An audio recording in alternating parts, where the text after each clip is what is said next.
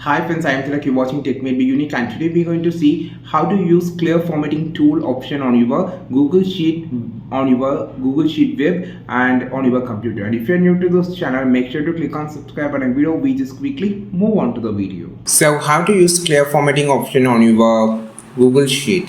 So the best and most useful thing was the clear formatting option.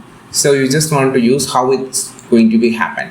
So for an example, I just selected this text here. I'm just going to increase the font size, just going to add boldness, italic if you just need it, and also strike. I'm just going to change the background color.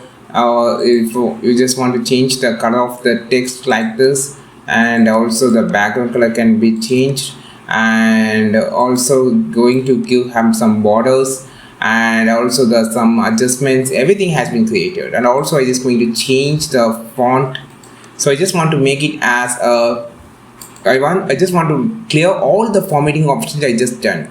So it can be done with a single click by using this particular option I just as talking about.